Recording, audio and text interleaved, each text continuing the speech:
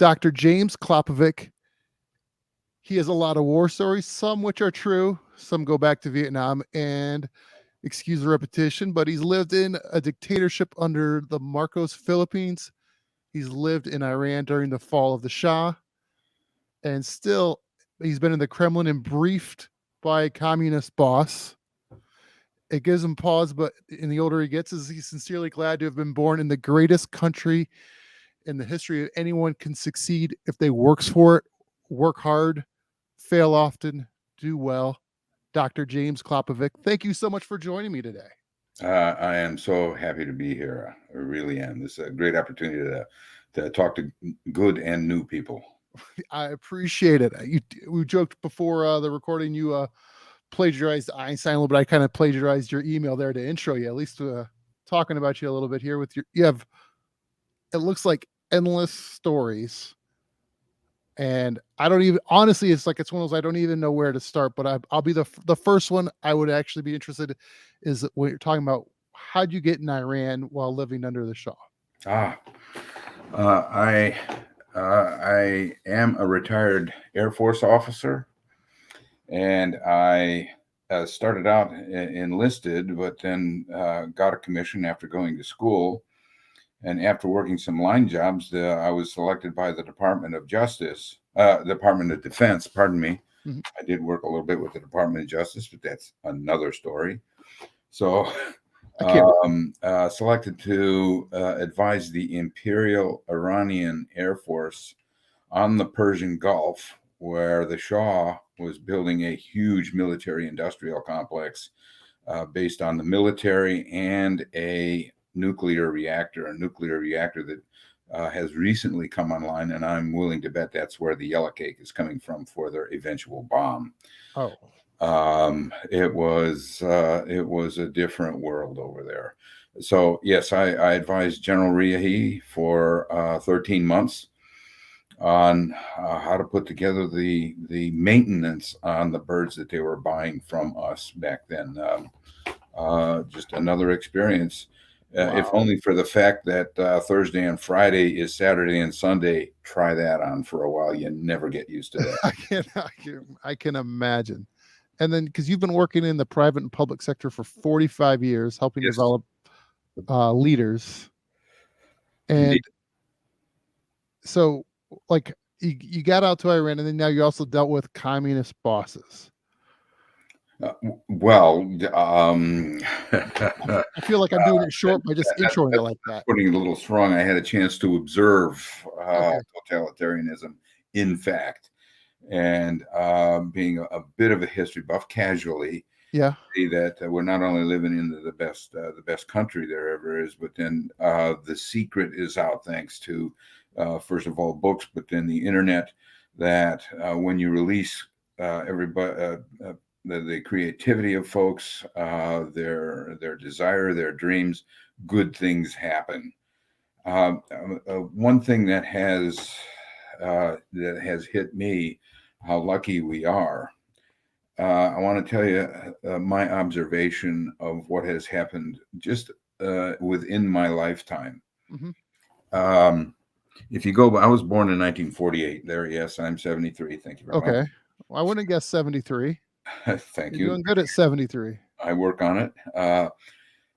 Just a few decades before I was born, the best and the brightest and the most wealthy in the world said, forget about flying. You are not meant to flying. You're wasting my time. You're wasting my money. Go and invent penicillin. So it went something like that. And then the bicycle boys happened. Two bicycle mechanics answered one of the most vexing problems in the history of mankind. From the time that we could observe birds, we wondered what it'd be like to fly, and they figured it out. It is not inconsequential that a couple of bicycle mechanics did it in this country, because they knew that if they exercised their genius, their sweat, their perseverance, their determination, they could figure this stuff out, and they did. And the Earth, as a big techie once said, tilted on its axis. Now, I make the point here. Go forward. Don't forget flight, something impossible. Go forward. If I'm blessed with living another 20 years or so, I will see people on Mars. Think about it. From buggy whips to spaceships in little more than one lifetime. We are so lucky. You think we'll be on Mars in 20 years? Oh yeah, oh yeah. There are. Well, we've landed there, and they are already building the infrastructure and the science, et cetera, to take people there. It'll be a one-way trip, and That's what. Yeah. those first people will realize that. But yeah, they'll be on Mars for sure. Heck, they're talking about putting a small colony on the moon already, and that's going to happen. Why Wonderful. why haven't we gone back to the moon in so long, do you think? Distracted, but now we're not distracted because various other countries have it within their capability to do so. So it's a new world. We can rediscover it and use that as a staging ground for who knows where. So and then we get distracted with the way that this country is evolving, the way that the world is evolving, and now we are ready. Private industry can do it now, if only one change. It doesn't take multiples of countries to do it. You have Virgin can do it. You have Amazon can do it. On and on. So it's a new world. No, absolutely it is. In your writings you've talked about it's a horrible quick change of subject here, but with your new wave leader and leadership matters, and staying focused in direction things are going. So what are some of the obstacles and hurdles you've seen in leadership that people are facing, that on why, for better or worse, it's a big idea going to the moon, but in other things it's just regular life. What Yeah. are the obstacles people are facing? Let me take a piece of that question, Yeah, Rob, if I may. absolutely. The reason that I talk about obstacles, and then the ancient greats talk about this all the time, and the modern philosophers, that obstacles in life happen. Your attitude towards them matter. What was it? A guy named Will Shakespeare, somebody said, Vaguely familiar. it's neither good nor bad, but thinking makes it so, right? Yeah. And we confront obstacles every day, and some people are defeated by those obstacles. It could be anything. For me, IT is the bane of my existence. It seems that every time I turn around, this moldy technology is taken on its own life. But what we found out is, in fact, there's a great book. I have it over here. Can't put my hand on it, but the guy that built one of the biggest hedge funds ever. He built it on the theory that obstacles make you stronger. Okay. So the people that are hit with something that they think is impossible are defeated. But if you take a look at that particular obstacle, analyze first of all yourself and your reaction to it, and that gets back to character, the two aspects of character, introspection and humility. You really have to analyze yourself, get ego out of the way. Then after you analyze yourself, you take a look at what's wrong with the system and how you can improve the system. In a circular path, you come to a consensus. When you pick the most rational thing to do, notice you don't get analysis paralysis, you act, because reality will always teach you the direction, right? Right. And what he says, his trajectory for succeeding in life is actually a pigtail. You try an idea and you're riding high, and then boom, you're knocked out. And you do the analysis and introspection and arriving at consensus, and you get back on the upper trajectory, and you're going in this upper trajectory, and boom, you get knocked out again, right? All along the trajectory of your life or your project, what have you, is going upward, and it makes you strong. Why? Because every failure gives you confidence that you can confront the next one. And nobody gets out of this life without some struggle. So you might as well embrace it, And No, I talk about this stuff, but I work with stuff every day. yeah. Trying to get to the gym, for example. Right. No, it makes me think the Olympics are going on right now, and those are usually the best stories of when people overcome an obstacle, like they overcome an injury, Oh yeah, overcome something to go get on, to go win a medal. Those are the stories we hold on to. Like what were the gymnast of, was it in the 90s or 2000s did the I don't know it's on the highlights every time you watch the Summer oh Olympics. yeah, But she does the pommel horsing jump, and then she's basically doing it on one ankle. yeah. And everybody talks about, and when in hindsight, she didn't need to do that to win, but at the time they didn't know that. And, it's like those are the stories everyone remembers. True. Um, uh, Except they don't remember the details of the names of the event and the person, because I'm getting to that. When you get to my age, Jim, you'll understand. yeah. That was you mentioned the Olympics, and they had a famous commercial about a guy going off the ski jump. The agony of defeat with a guy just bashing down the if you remember that little bit and so forth. But the guy made it and went back to compete. Oh yeah. I could go on and on. For example, what has happened to me personally. Mhm. I could go on and on. No, absolutely. Let me, if I may. I'm remembering some of the stories and so forth. It's okay. The mostly true ones. They're mostly true. Okay, fair enough. Those are the So, best ones. for example, I had my shoulder. I had both of my shoulders repaired. Oh wow. So no, I'm doing fine over here. But when I did the left shoulder, I see we have a mirror image here. But when I did my left shoulder, I was in recovery and so forth, in the mobilization sling, on and on, and I started to get a pain down my right side. At the time, the person who was supposed to be giving me in-home care essentially said, "Take 2 of these and see me in the morning," kind of thing. Well, it got worse.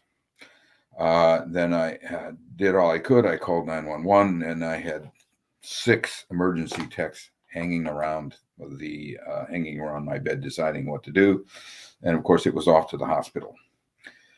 Getting wheeled around the hospital from this test to that test and so forth. They finally deduced that I had 3, count them, 3 pulmonary embolisms. Oh, And if jeez. you know anything about those, any one of those can kill you faster than a heart attack or a stroke, because it blocks the artery to your lungs. The heart pushes against the immovable object, and for lack of the medical term, it explodes. Yeah. Right? And you're gone. So I had 3 of those puppies going through my system, and it was a matter of a shot in my belly to melt those embolisms. So Wow.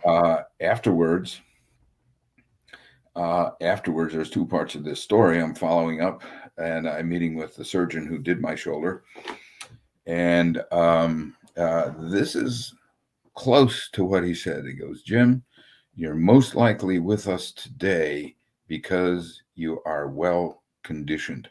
He didn't say that you exercised. He didn't say that you're in shape. He said you are well conditioned, because that means my interpretation of that is I'm a fellow who works on the trilogy of the human condition: body, mind, and spirit. So you learn how to thrive, and you're ready to take those things that are thrown your way. As an aside, if I may, any questions so far? Because there's a little humor, well, less than humor. Oh yeah. No, I'm just writing some notes down so I can ask you. Keep going. So, part of my recovery is I could walk. Yeah. Right. I mean, they didn't cut my legs off. So I'm walking down Davis Drive here in old Morrisville, North Carolina, and I come to an intersection, and I'm very, very careful. I look at the light. Yep, I got the light. I look across the street, and got the little yellow man. He's probably blinking at me, counting it down. And I look at the drivers that I'm going to pass. I got the little white line, so I'm set to go. And the other thing I do is I've learned to look at the drivers in their eyes when I'm crossing an intersection. Oh yeah. More than likely, they're doing what? Oh yeah. No. So I'm looking, I go past the first car, okay, we're connecting. And then I looked in another car. It was a mom probably going to taking the daughter somewhere, distracted by the daughter. Dark windows. I thought for sure that we connected eyeball to eyeball. So I got even with the car, and true, Mhm. I got even with the car, right? Even with her hood ornament. And she treated that hood ornament like the reticle on a sniper rifle. Hit the gas. Oh jeez. So in one of those soccer mom vehicles, it Oh scooped yeah. me up. Oh yes, it did. Scooped me up, flipped me over 180 degrees, and I landed looking at her inside her driver's side window. Wow. So I was a little disoriented, a little bit, and so forth. The guy that I passed up, his jaw was literally on his chest. Wow. Walked to the other side, still a little discombobulated. I think that's a word. And and she drove off, and that was that. But Wow. first thing I did, Way to hit the landing though. I first thing that goes through your head, and this is happening in fractions of a second. Yeah. And I thought, oh no, I've wrecked my shoulder. Then I thought, oh no, what am I going to tell my surgeon? And then I thought, oh well, maybe I don't have to tell him. And then I realized that I wasn't hurt. Rob, I wasn't hurt. That's amazing. And it's they're trying to be well conditioned. No, I'm not bulletproof. Boy, do I realize that. Yeah. But it's all in being ready for tomorrow. Being ready for tomorrow, just part of putting a whole life together. Yeah. But You then, talk go ahead. you talk about getting preparing yourself or prepping yourself with the body, mind, and soul. What do you do for your body? What's Ah, your um, the body, of course, is broken down into the diet and exercise, right? Mhm. And by the way, I'm not a freak over this. I will have an adult beverage at night, but I just have one, right? Yeah. So you just take a look at what a balanced meal is like. You have a certain amount of carbs. There are good carbs to have, whole grains, etc., etc. Protein, usually chicken or fish, and just enough to fit in the palm of your hand. There's another way to measure it too. This is not science over here. That you want to have open palm over here. You have about the size of a deck of cards as your protein, Mhm. carbs, fats, protein, and then you hold your hand open, and this how many vegetables you should have, right?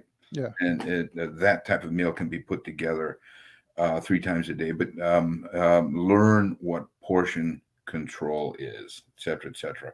My Okay. wife and I talk about that here because she's Yeah. traveled. She's more internationally traveled than I am, and she's like, Yeah. when you she's like, if we ever get back, be able to go back to Italy or to Europe, she's like, you're gonna have to learn how to eat how they do because it's not the same at Red Robin as it is to. Oh wow. Yeah.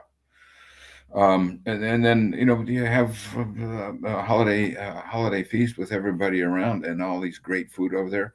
Just take a look, take Mhm, a pause, sample everything, but fill your plate once.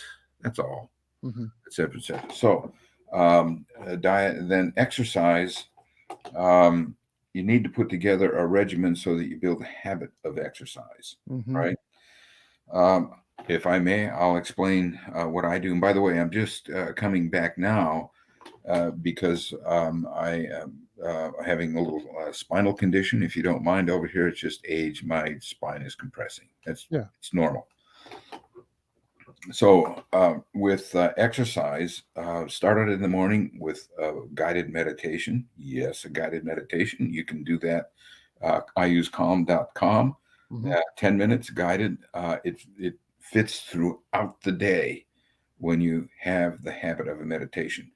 Then for exercise, I do strength training Mondays and Fridays. I do a CrossFit Wednesdays Mm-hmm. But this is what I call gentlemanly CrossFit. So it's body weight, so it's the little dumbbells and so forth. But it works on what? It works on core. Yep. The thing that lets us down the most is your core. Yep. You get a bigger belly, but that's where our stabilization is and so forth. And then on Tuesdays and Thursdays, I go swimming. And because the doc that's managing me wants me to get back to doing some yoga, which I'll do on Thursdays. Nice. And then weekends I might do some biking or spinning. So what you do with a regimen like that?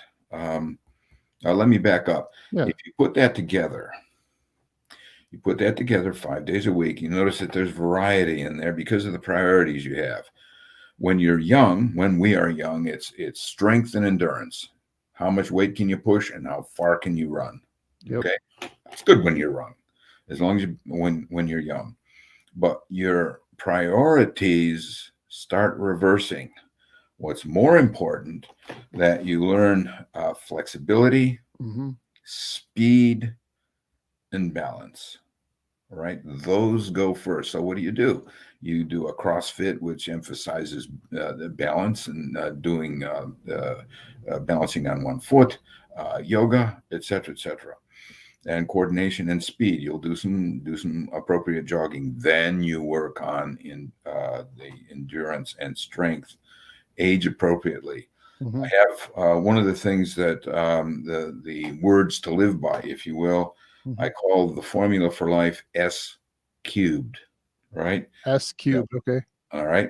Whatever you do, it has to stand the test of that it is simple, Mm-hmm. because you can do something that is so complex, you won't be able to understand it, let alone do it. But not simpler. Thank you, Einstein. Then it has to be suitable, which means it's age appropriate and male or female, your particular body composition, et cetera, and sustainable. You have to be able to build it into a habit of your daily life. So the regimen I just explained to you fits those tests, Mm-hmm. right? So I like to pose this question, and I'll pose it to you. Mm-hmm. Working out 5 days a week, and on the weekends, keep up with the hobby. I shoot skeet. Oh, nice. That's another story. uh, 5 days a week, including the meditation. We do an evening meditation also. But how many hours a week does that take me to do? I'm not talking about driving to the gym or cowering. I would guess you can probably get each one of them done in, on average, 20 to 30 minutes a day of the active, like you said, of the active time doing it. If not, so so you're looking at what, 2 to 3 hours a week. I should have explained to you the things that I do when I go swimming. I swim a mile. Okay, so that takes about an hour to do there. It's right. So actually, that is about 5 hours. Okay. About 5 hours. But then you fit it into your routine. When you get up in the morning, 7 o'clock, whoop, it's time to go. So it becomes part of the day. Yep. And it also not only keeps you more your mental acuity. You sleep well at night. Then you can tackle the day, et cetera, et cetera. Oh, I know. I sleep way better after I get a jog in or a workout. Well, there you go. Absolutely. I could go on with how it affects. Take this meditation. A lot of people say, I don't have time for that. What are these guys? Purple robes and a little bowl and all that stuff. No. It's not like that at all. In fact, many of the people on top of their game, whether it be sports, business, hobbyists, or what have you, throw a little meditation in. I know with my particular hobby, I love to read too. Thank goodness for books. As an aside, I'm reading Anna Karenina for the first time. Wonderful. Okay. Anyway, when you do that, you can evoke it all day long. Shooting a good skeet shot comes from your unconscious. The bird is so variable, flying, et cetera, the speed, et cetera, that you cannot use your conscious mind to measure the correct lead, the trajectory, et cetera, the speed. So you have to have your instinct take over. And how do you evoke your instinct? With meditation. When between the shots, I'm practicing breathing and relaxing. when I step on the station, I can feel gravity pull my face down with relaxation, so you're in the correct mindset. Then you imagine the shot and you go ahead and shoot. I can go on and on. Driving, your back gets whacked out with driving, then you just calm down, slow down, and meditate. All the tools are out there. You just have to build the habits of doing it. Um, Oh, uh, absolutely. I do get carried away over here. So That's okay. you asked the question, so I'll give you the answer. That's fine. You mentioned body, then the mind. You mentioned reading. What else do you for your mind then to sort of prepare your mind? And meditation, I'm sure, Yeah, falls in there too. reading, thinking, and writing, but what it means, the body, mind, spirit thing is doing something that gets you up in the morning. It gives you zest, Hmm. right? Whether it's a challenging project, whether it's keeping up with family, whether it's working on a hobby, it puts that spark in the day. And that's another thing that gets screwed up when you say body, mind, and spirit. It takes a religious overtone. While organized religion is very, very good, however you arrive at spirituality is a good thing. So, but it gets this body, mind, and spirit actually gets back to ancient philosophy, where they talked about living the good life, and the good life is understanding the difference between extremes. They say, for example, it is okay, Rob, to get angry. It's part of being human, but you must get angry at the right time, the right way, in front of the right person for the right reasons, and then get in and out of the emotion and move on. People who stay angry all the time are not happy. You know. It's an interesting thought on that because even like in the Bible where it talks about like you're allowed to be angry, but like you said, at the right things. Yes. Or that, what came first, the chicken or the egg? Was it religion or was it philosophy? I think that there is a whole lot. Well, they'll even agree that there is a whole lot of ancient philosophy in the Bible, especially the Old Testament. So it's a good thing. The thing is to put it all together in its simplest form. Hence, I have those words to live by, like whatever you're doing, simple, suitable, and sustainable. And then put the whole body condition together: body, mind, and spirit. Right. Hmm. And So when you're saying the good life, do you basically mean like not living in the not hanging out in the extremes too long? no, not at all. Life is about moderation. Hmm. Which is what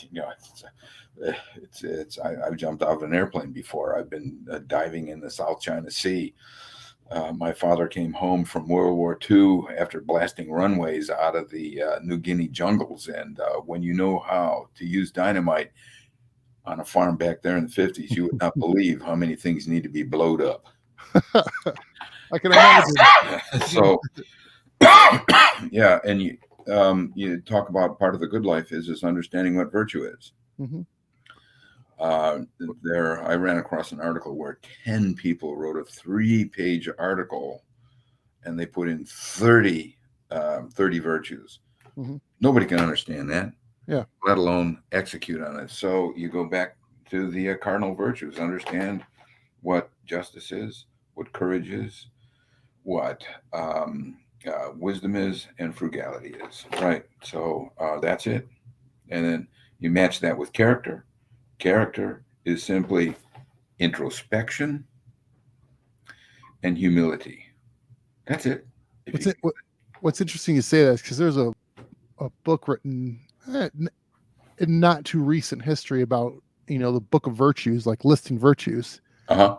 and of all the things, and you said it a few times already, but I don't believe it was listed in the book. Was humility.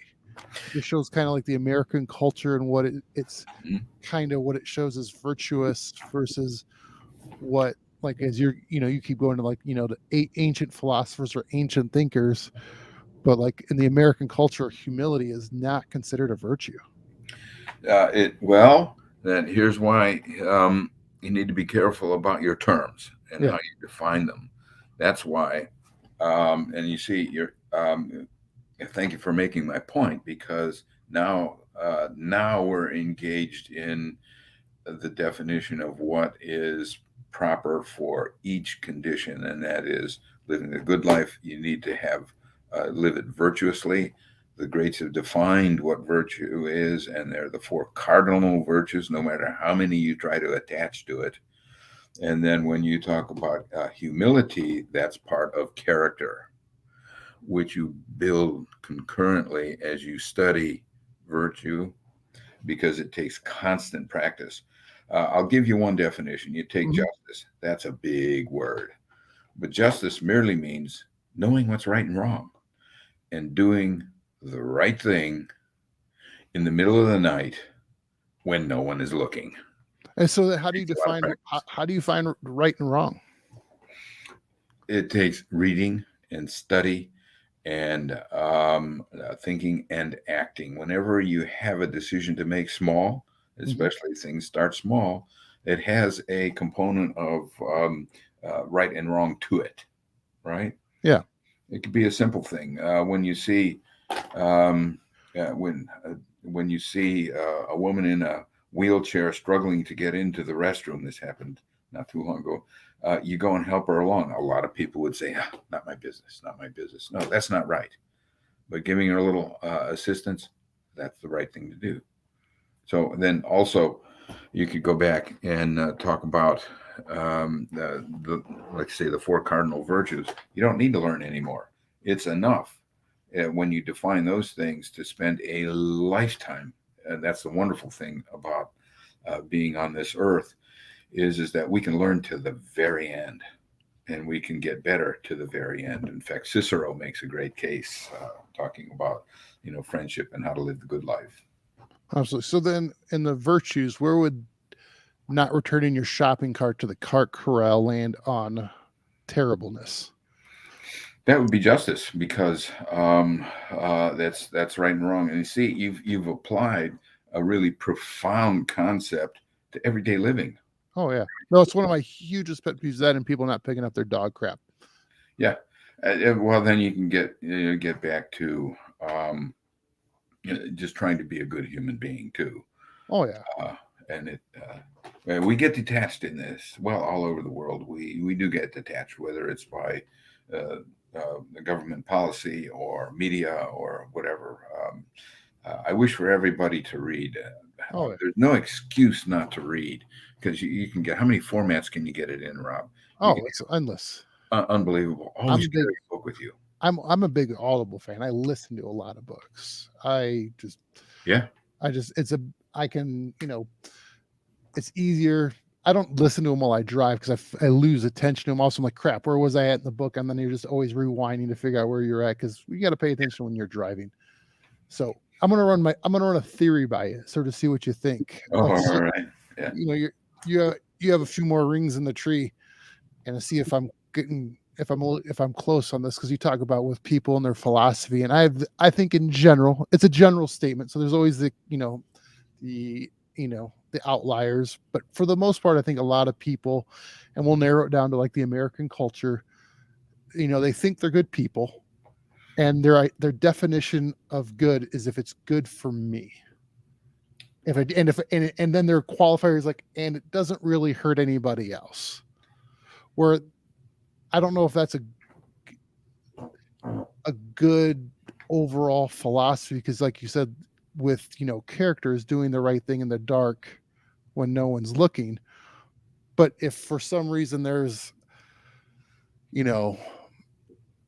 say you can take advantage of a big corporation or a big company, big organization, because you think you deserve more than whatever, for whatever reason, but you've agreed to X, but you think you should get A, B, and C as well. It's like, so then there's a justification of going, well, it's good for me, but it hurts the corporation. Like, it doesn't hurt anyone specifically. It's, a big corporation that I should get more for, whatever. And so then it's good for them. So it's righteous for them in their opinion. Then I know it's a lot of broad terms and non-specifics, but it's a general idea where I think a lot of people are at, where if they could, take advantage of a situation that to them that doesn't hurt anyone and it's good for them, but it could be an unethical situation to do it, they'll still do it and justify it as righteous because I deserve this. Yeah. Well, you've helped me here in explaining what I'm trying to explain. That attitude toward life has a couple of many aspects, a lot of dynamics, but I'll try to simplify it. Yeah. When you study the cardinal virtues, how much is enough? Why do you really need to go after that next big kill at work, right? How much do you really need? And is it cooperative? Is it collaborative? And so forth. There's so many aspects to it, but you get back to defining the essence of what it is to live the good life. And it is defined this way simply by the greats: to be good, do good for the common good. And that, in fact, when you exercise that, is actually scientific. The sciences, there's a great book written over here called Conscience by Pat Churchland, where the science actually, modern science proved what the greats knew 2,500 years ago, that when you are good, you prune your brain in the direction of continuing to do good. It's logical. So you actually snip off synapses that do not help you do good and build synaptic connections that helps you continue in that way. If you want to think about how we evolved as a species, we evolved as a group. We are very social. And what makes us different from other animals is we are not only highly social, but we can reason. So our brains evolved in working together in a group because that's how we survive. Do you think go ahead. Do you think the inverse is true, where it's like, where if someone does evil long enough, that their synapses are cut off to do good? Your brain will help you be bad. Yes, it will. So you can put the virtues together. How much is enough? Do you really need to go into that kill? And then you define the good life as being good, doing good for the common good. Then you ask the quintessential question. Once you state those truths, restate them from the greats, is how do you be good? How do you do good? And then how do you do good for the common good? And there's so many things quickly to talk about. Why do you want to do that? Well, first of all, it's a great way to live life. It gets you over the obstacles. You earn respect. It's a much better way to go through this society that we live in. But you get an appreciation for time, right? That's the only thing that we cannot get back once it's spent. So an interesting thought on the time there is, because my wife works in HR, so she comes across a ton of interesting stories, and she works for a global tech company, so it's really interesting what they come across. And you say time, and there was a study out there, and I'm going to I'll get the general ideas of the study here, and I can send you the link to the article if you'd like. But they basically gave a group of people, they go, here's some extra money, go buy stuff, and they did a pre and post survey on their happiness. Famous studies. Yeah, and it's like, and virtually no different when they had extra stuff. But then they did another control group, and they said, same before and after, but they said this time go do stuff that saves you time, like hire someone to help clean the house, hire someone to go get your groceries, the chores of life that just take up time. And their happiness in the surveys went significantly higher from prior to doing those things. So the saving of time with money is, like you said, arguably scientifically could make you happier. Buying stuff. The science behind living well and doing good, the science behind happiness is overwhelming. People. I was just reading in the Wall Street Journal this morning over here. Harvard, of all things, in the Harvard Business School over there, has a course that's concerned with happiness, because they found out that when you figure this out, and again, there are various things you can do to increase the happiness. Gee whiz, you're a better boss. You're more productive as a team, on and on. Yeah. But Time is a big deal. I'll make a couple of points over here. There are 5 ways you can use your time. You can have leisure. You can have maintenance, eating and sleeping, fixing the leaky faucet. You have work for pay, rest, and relaxation, and put that leisure in there. It all depends. What is the most, as far as living a good life and being productive, what is the most important of those 5 ways? Maintenance, rest, relaxation, working for money, and leisure. It depends on where you would define like spending time with loved ones. I think that can fall in a number of different Right. categories there. So yeah. So here's we go back. I wish I could have some original thoughts with this stuff. I'm just getting this from a lot of reading. Well, there's nothing new under the sun, really. Like even some of the thoughts when it's like ancient philosophers, but today, like they're not thinking. There aren't too many new things coming out. It's being rephrased and Right. If I can continue on this point, so I'll cut to the chase and then I'll explain it over here. Leisure is the most important. If you define, a good life, a happy life that I talk about, being good, doing good for the common good. You take maintenance. That takes most of our day by the time we eat and sleep and do what we need to have food and shelter. Then you have to work for pay. That's 8 hours a day. You got 16 hours in the first 2 categories already, right? Usually. And then you have rest, which is vegging out in front of Netflix. And then you have relaxation, which means that you might go for a walk, you might go for camping, et cetera, take up a hobby, and then leisure. But then they define leisure this way, Rob. Leisure is when you do the most good for the common good, right? Okay. That leads to a happy life. Giving back. I'm going to make another point too about time. I'm talking about longevity now and how you spend your allotted time on Earth. A child born in the early 2000s, right? Not too much behind us.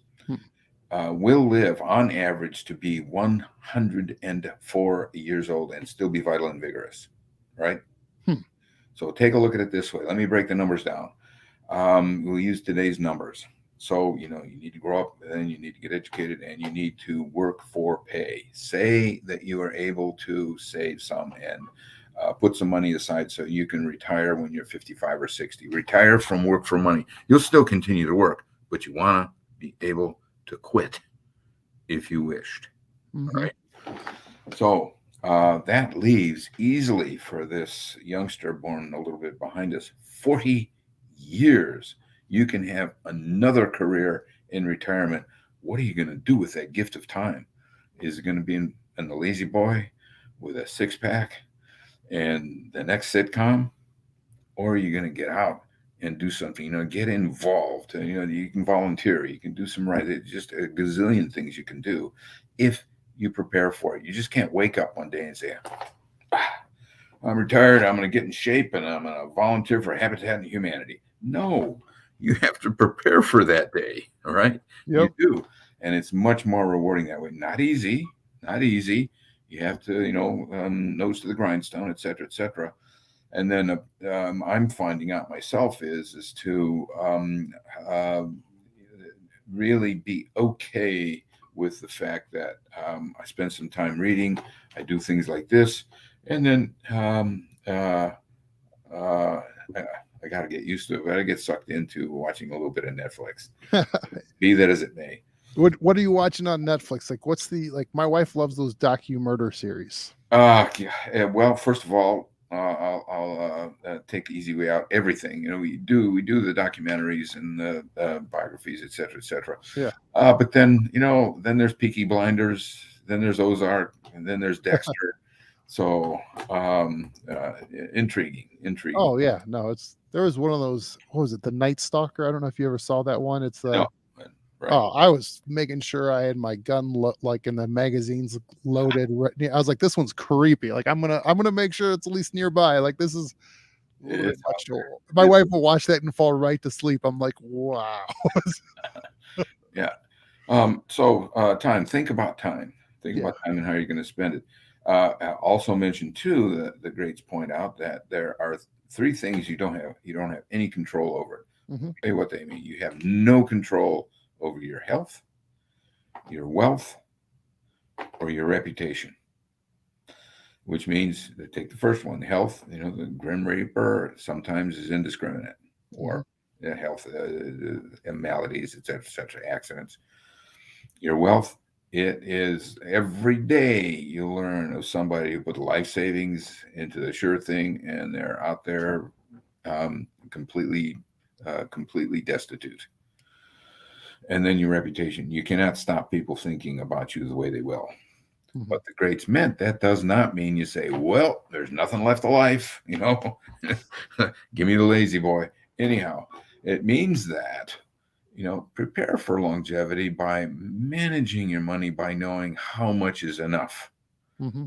We can go after things that are pleasurable, and it always leaves you empty, waiting for the next pleasure. I could go on with examples there. Yeah. It's the ways you can sacrifice today for tomorrow.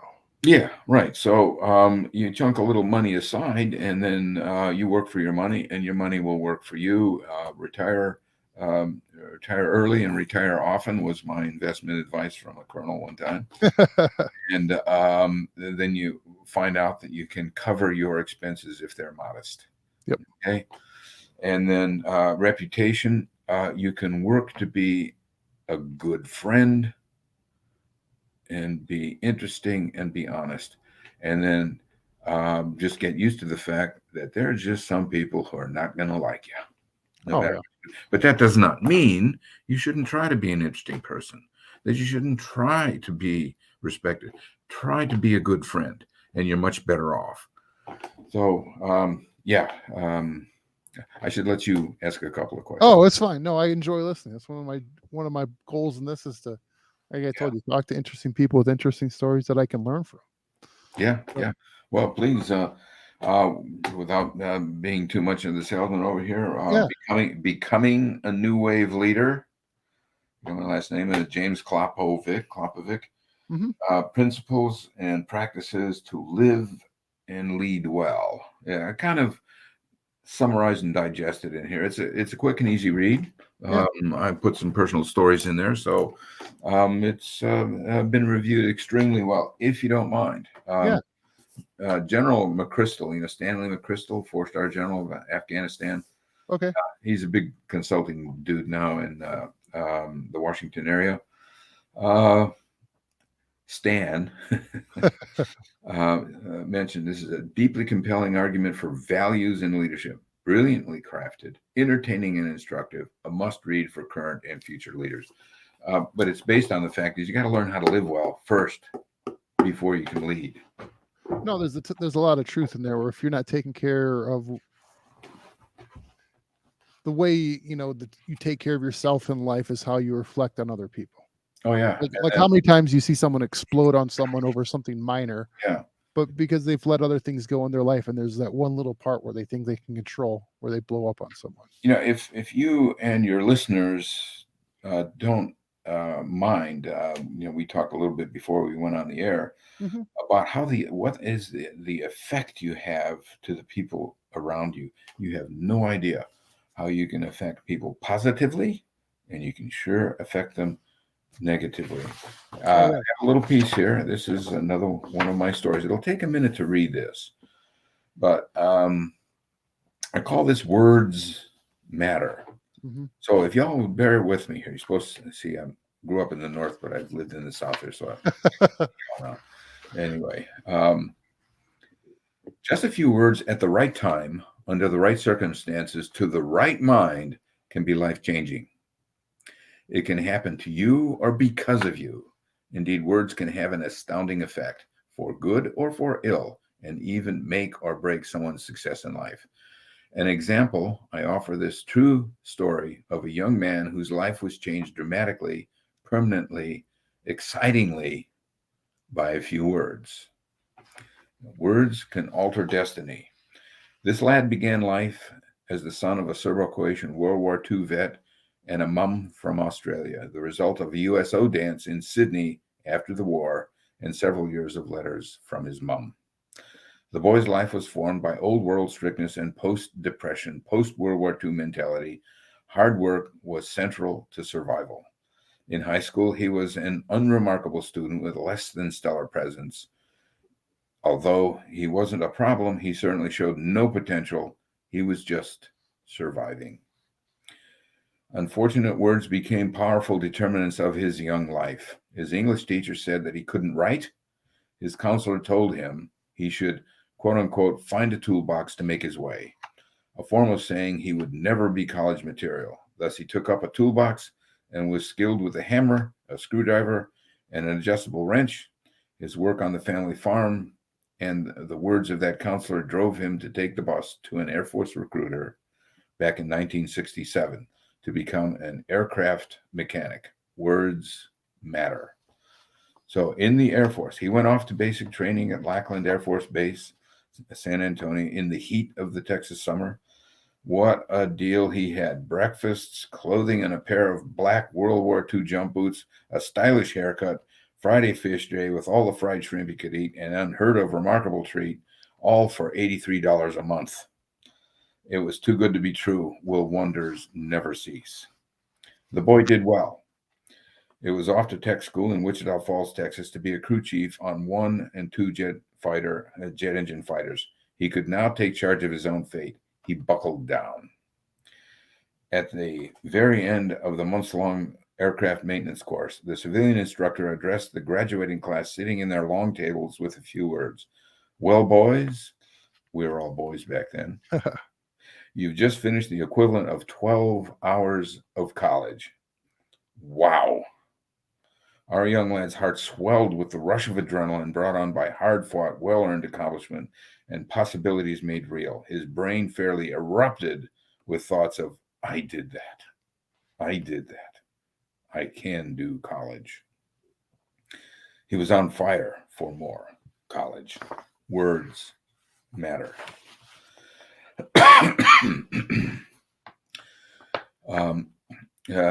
His expanding world in education. The world got large, very large, as he traveled to Southeast Asia, deplaning at Clark Air Force Base in the Philippines, stepping off the plane in the tropics, took this Ohio boy's breath away.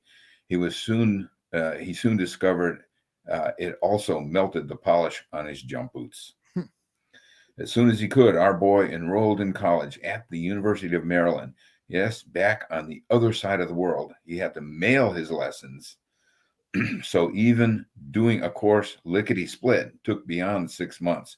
At that rate, he figured it would take him about 800 years to finish a degree. Consequently, he enrolled in the University of the Philippines on base. With his used Honda 90, a bean pot helmet, and a bungee strap for his gym bag full of books, it was full throttle to night school, revving that Honda up to 25 miles an hour on the straightaway. He was driven and disciplined. Yet the words of his high school teacher and counselor still haunted him, and he was dreadfully afraid of failing. However, as a warrior, he launched a lifelong quest to understand the power of words. Every spare moment around his 6-day work weeks of 10-hour days, he dedicated to the books. He took to running places to get unscheduled exercise, running a mile to the outdoor movie, which cost 50 cents. With a book to read before the Star-Spangled Banner played. He continued with Psychology 101 and History 101, taking volumes of notes and even taking notes on his notes. The young man was learning, especially the power of words, and he did well, very well. His professors were encouraging. Words mattered. And back to the States and more school. Next, it was to San Antonio, Texas, Carswell Air Force Base, to crew FB-111s. More heat and more school. He immediately enrolled in Texas Christian University, classes on base and on campus. He was a real college student. Time mattered too. In that 2 years with 16-hour days, he worked as the non-commissioned officer for the squadron maintenance training and got a pilot's license and airframe and power plant licenses also. On top of it all, he worked as a part-time manager for a roast beef sandwich store. It was a good thing this boy with a toolbox started out on the farm with a solid work ethic. He thought everyone worked 16-hour days. He also went to school full time, considering summer school semesters. In 2 years, he accrued 48 hours of college. He built a desk next to his barracks bed so he could, and did, roll off his chair at night directly into bed and roll back onto that chair in the morning to resume reading right where he left off. Given a suggestion by his commander, he applied for the Airman Education and Commissioning Program. To his surprise, he was selected to attend Oklahoma State University in Stillwater, Oklahoma. One of the first things he did was to buy a season football pass. He went to one whole game and about 15 minutes of another, then no more. Why? Games took too long. The books demanded attention. He was a college student, after all. Though he studied 7 days a week, he did his best to balance his day by eating, sleeping, studying, and recreating, each in its own time. He loved racquetball. While he maintained his skill with tools, the young man left the toolbox far behind. He wasn't the smartest one in the bunch, but he was driven and consistent. In 18 months, he had a bachelor's degree, #1 in his college for that year. Then he became a lieutenant. He returned to Lackland Air Force Base for officer training school.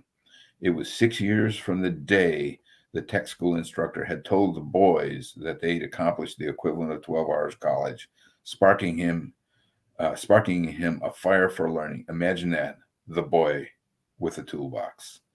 Words matter. He still needed more training, 5 months and 2 days to learn how to be an aircraft maintenance officer. Yes, officer. When he became a second lieutenant, his parents beamed. His dad introduced him as lieutenant wherever they went. His mom smiled in her Australian British way. Again, all went well. His first assignment was to George Air Force Base on the high desert above Los Angeles, just down the road from Roy Rogers' home. In fact, that boy shot a little trap with Roy Rogers. As an aside, he met the crooning cowboy whose friends knew him as Leonard Franklin's Sly on the trap range. Our new lieutenant's first job was an officer in charge of a section of 118 people. And within 4 months, he was in charge of several sections of 400 mechanics. And before the year was out, he was the maintenance officer for the entire squadron of 720 people. He was about 25 years old, and he did well, the product of a few spoken words. Then speeding through his life trajectory, now a captain in this little tale, he was selected by the Department of Defense to advise the Imperial Iranian Air Force on the Persian Gulf during the fall of the Shah and the rise of the Islamists. That experience will take another installment. He was then selected for his first command with the Field Training Detachment 311 at MacDill Air Force Base in Tampa. He was not yet 29. His detachment produced the Instructor of the Year for all 39 detachments sprinkled worldwide. He wrote a checklist to certify the detachment to grant college credits, which went to all the field training detachments to him because college was important. Next, believe it or not, he was selected to be on the faculty of Arizona State University. Pause and imagine for a moment. He was about 30 years of age. Now we get to the core of this example of the impact words can achieve. One of the captain's many responsibilities was to be the area director of recruiting for Arizona and New Mexico. Part of the position involved managing high school junior ROTC units. Soon he discovered he could start new units, so he investigated. He called headquarters Maxwell in Montgomery, Alabama. Nope, Captain, he was told, you can't start a unit because you're in the land of Goldwater. You remember that politician? He ran for president. He has all his allotments filled. Momentary disappointment. The young captain dug deeper. Experience had taught him persistence matters. He called again and presented his case for alternatives. Words matter. Well, came the answer. Other states haven't filled their quotas. Would you like to?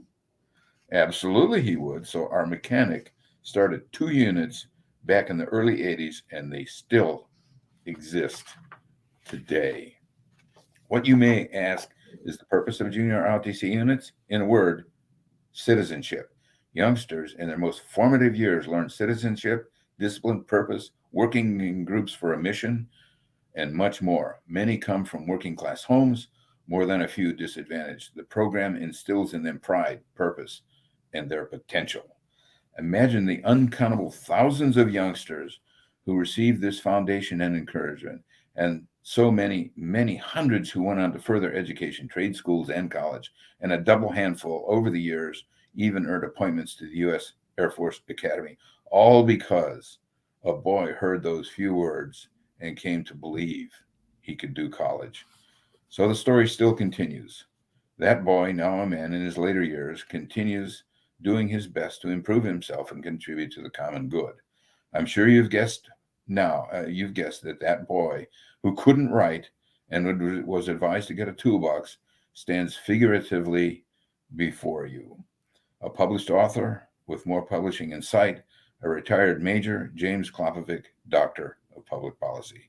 As someone who once questioned my own potential, not only do I believe in yours, but it would do my heart good to know that you will likewise encourage those around you to believe in theirs. Words matter.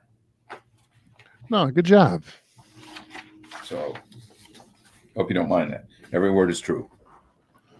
So that's not part of the words somewhat true stories. No, that was my life. Just because one instructor told us, we did 12 hours in aircraft maintenance officer school, and then you just don't know the effect your trajectory has. And you know, how many people are you reaching, Rob? Who knows how many people you're reaching? It's good on you. Yeah, no, very good. And if people want to follow up with you, they can get the book on Amazon, Becoming a New Wave Leader, Principles and Practice to Live and Lead Well. Yes. And they can also go to your publishing site. How do you pronounce it? Affinitas. AffinitasPublishing.org. I'll put a link to that in the description here as well. Yeah, got it. So any closing words before we wrap this up? Yeah, work hard, fail often, do well. Words to live by there. Yeah. Thank you, sir. I appreciate the time. No, I appreciate you doing this. It was fun. I hope you had as much fun as I did. Absolutely. Hold on.